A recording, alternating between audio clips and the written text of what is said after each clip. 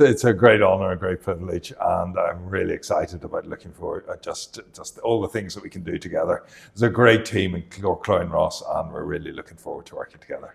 You'll be succeeding Bishop Paul Colton, whom you know well. Yeah. Do you think he'll be a hard act to follow? Yes, he will be a hard act to follow. He's such character, and look, he's the longest serving bishop in Britain and Ireland, 27 years. So of course he's become very identified with the role. But look, we all forge new paths together, and I know I'll have his support in the background as well, which is great. Just how much of a wrench do you think it'll be moving from Archdeacon to being the bishop with huge diocesan responsibilities? Yeah, I mean, it will be a big change, there's no doubt. But look, having been Archdeacon, you do get to see a lot of the things that are going on in different parts of the diocese. I think what I'm most looking forward to in the change is being able to visit individual congregations all over the diocese and just get to listen to people and hear their stories and find out more about all the far-flung corners of a big diocese. And that's a tall order when you have so many places to visit, so many parishes and so many churches to visit, as well as then doing the late night work at the desk. At the desk, yeah, it is a big challenge, absolutely. But I think it's the people that really make it, and that's what we're looking forward to getting to know. Do you go into this and play it by ear, or is there any formal training that one gets? I'm told there's some training that you can get in Britain, but that doesn't come before you start. You can do it after you start. But other than that, a lot of us playing by ear, and of course the experience of other bishops, not least my predecessor, but also some of the others down the south part of Ireland that I'm friendly with, and I get to tap into their experience, I think.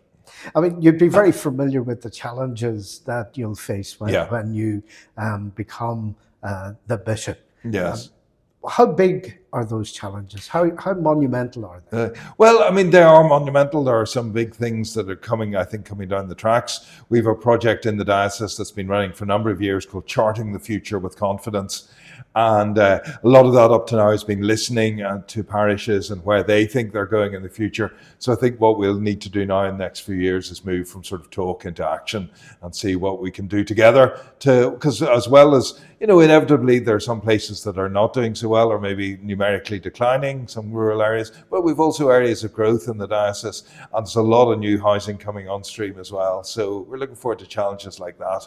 And just, like everywhere, I suppose financial challenges will be interesting, but we can deal with those too. I think together with God's help, we can do an awful lot. What's your key message to the diocese? I think the key message to the diocese is to acknowledge the wonderful strengths that we've got, the people we have, the great team we have, and to really believe that God is calling us somewhere new, somewhere different, and that we can do it together.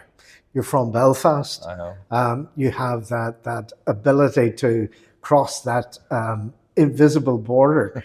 You've experience in the south, considerable experience in the south. Do you think it was a distinct advantage coming from the north to the south? Yeah, I think it was. You bring a whole different dimension. I mean, the church in Northern Ireland has its own differences to the church down in the Republic. And, I think to being able to see both and get the best of both and to bring kind of insights from the north of different things really will help.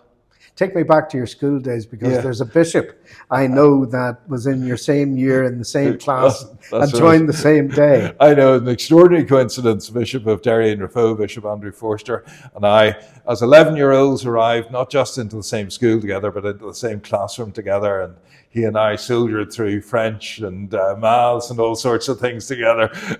So he had his own interests, and I suppose he had more an arts and history focus, and I had more of a science one. So we would diverge a little bit later on, but we've remained firm friends ever since. So it'll be interesting to be sitting in the same room again together. Your wife, Susan, is a clergy person in the Church of Ireland as well. Will that be a distinct advantage? Will she be able to keep you right? She sure will, absolutely. She's kept me right for 30 years, and I've kept her right for 30 years as well. So we depend on each other hugely. We discuss things through together, and I always take her advice first of all. And she's, like all wives, she's nearly always right. So nearly. So yeah, absolutely. We really depend on each other, and our sort of joint experiences is really important.